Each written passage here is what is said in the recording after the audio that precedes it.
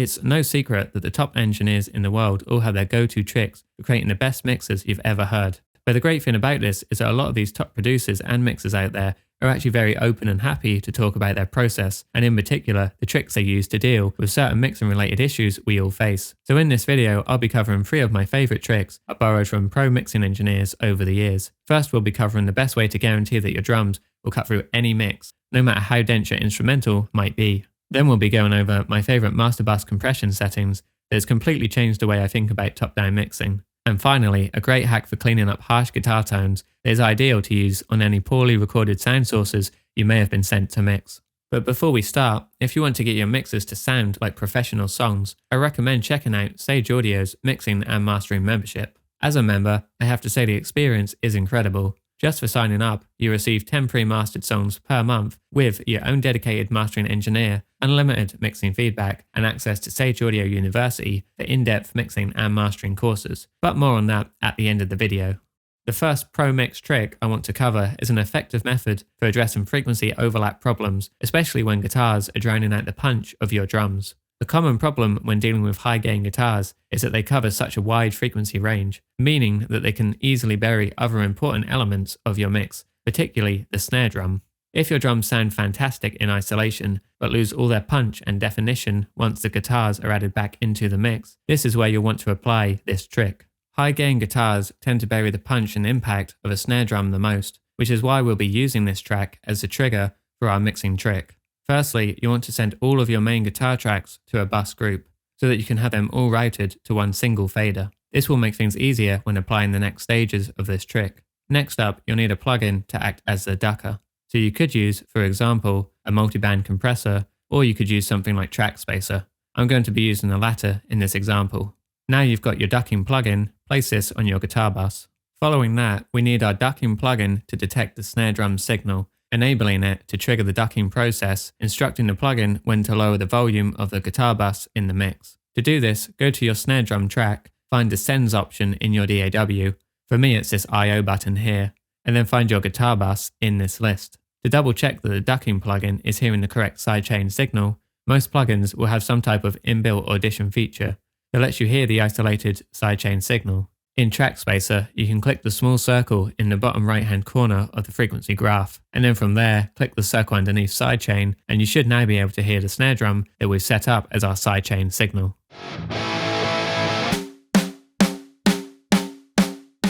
So now we've created the guitar bus, chosen our ducking plugin, and set the snare to trigger this effect. All that's left to do now is dial in how much of this effect you want. To do this, simply increase the ratio button. The higher the percentage, the more drastic this effect will sound.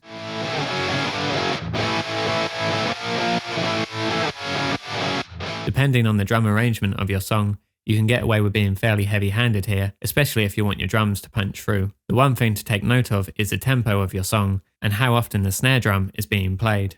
If the song is more mid-tempo, with the snare being played mostly on the quarter notes, you can crank this effect up quite a bit.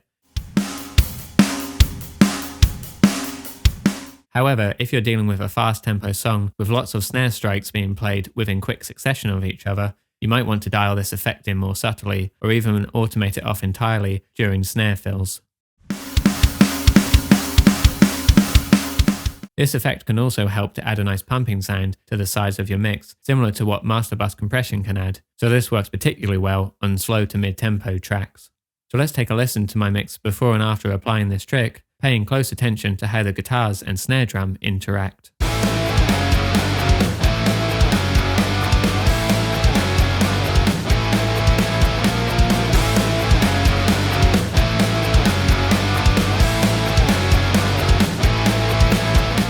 The next pro trick is going to level up the sound of your entire mix by gluing everything together. After you've gone through your tracks, leveling and processing as needed, you may often hit a point at which your individual stems are sounding good in isolation, but when played together, they sound disjointed and lack cohesion. This is a problem that used to stump me for ages, until I heard Adam Getgood talk about his specific master bus compression settings that help glue all of your mix elements together seamlessly. The way it works is by hyper-focusing the compression on your snare drum specifically. As snares tend to dominate most mixes, because it's basically one huge transient that plays pretty consistently throughout a track, you really want this to remain punchy, yet not poke out in an unpleasant way. So this trick focuses the compression to react anytime the snare hits, which leaves your mix sounding punchy and glued when used correctly. To do this, we need to make use of some particular compression settings and then apply this to our master bus. The first step is picking the right compressor. Now I haven't actually tested this out on any other styles of compression other than VCA, so if you do, let me know in the comments which one you thought sounded best.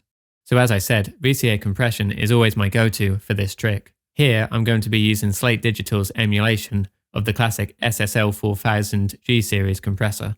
And now for the settings you're going to need for this compressor.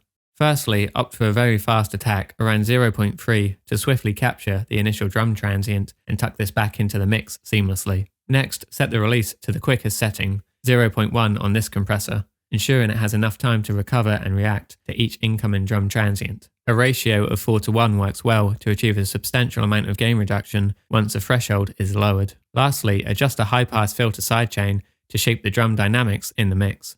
Start with around 50 Hz to avoid any excessive reaction to sub-frequencies, tailoring it to suit your mix. Sometimes omitting the sidechain option completely can sound good, but for the most part, I find at least filtering out the sub-frequencies of the mix tends to stop the compressor from working overtime and leaves you with a pleasing, pumping sound. Now once you have all these settings down, all that's left to do is gradually reduce the threshold while focusing on the drum sound changes, paying close attention to the response of the snare, which is going to be impacted the most by this compression technique.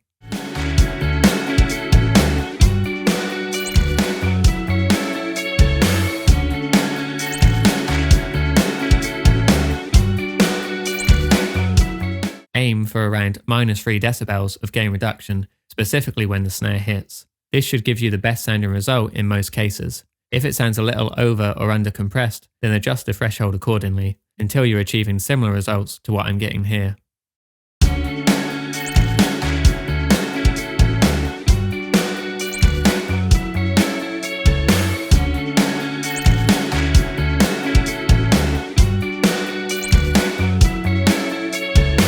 The last trick I want to share with you is great for tackling any harsh guitar sounds. When dealing with numerous layers of guitar tracks, they can often build up in certain harsher frequency areas, resulting in a mix that is hard to listen to.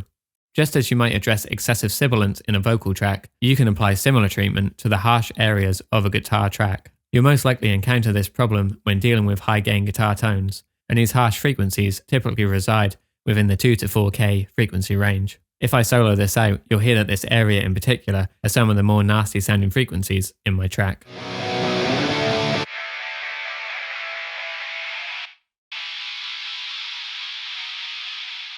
So the way to deal with this is to use the dynamic EQ as a makeshift guitar de-esser of sorts. You could also use an actual de-esser for this, but I find that dynamic EQ generally gives you greater control, as you can be hyper-specific with the frequency area you wish to target, along with being able to use different EQ band shapes to treat this area. So load up a dynamic EQ. I'm going to be using Pro Q3, but if you'd like a free option, then I highly recommend using TDR Nova, which can do the exact same job.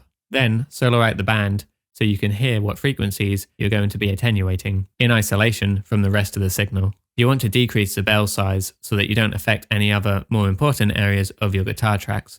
You only need to target the spot at which it sounds the most harsh in your audio source. So now sweep around the frequency graph until you find that spot. For me, this area here sounds the most unpleasant. Then you want to activate the dynamic feature of your EQ, as right now this is only acting as a static band. So if I right click on the band and choose Make Dynamic from the menu, this will now activate the dynamic EQ settings for this band. We can then drag this ring down to adjust the range. So the further down you drag this, the more compression will be applied to your chosen frequency area. You can also adjust the threshold with this slider that can be found towards the bottom right of the plugin window.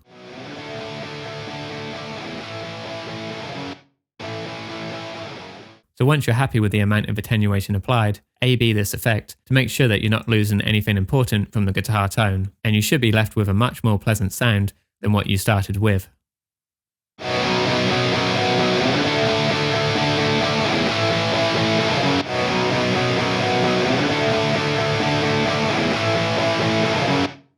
As I mentioned earlier, if you want to get your mixes to sound like professional songs, I encourage you to check out Sage Audio's Mixing and Mastering membership. As a member, I have to say the experience is incredible. Just for signing up, you receive 10 pre-mastered songs per month with your own dedicated mastering engineer, unlimited mixing feedback, and access to Sage Audio University mixing and mastering courses, which include start-to-finish walkthrough sessions for various genres and 35 multi-track sessions for hands-on practice. This platform is supported by their thriving community and tight-knit network of audio engineers. Every day, I see and hear great wins in the membership from both new and seasoned engineers, noticing a huge improvement in their mixes and masters after joining. Right now, you can join the membership with a 70% lifetime discount, bringing the cost down to just $15 per month. So join today and start creating mixes that sound like professional songs.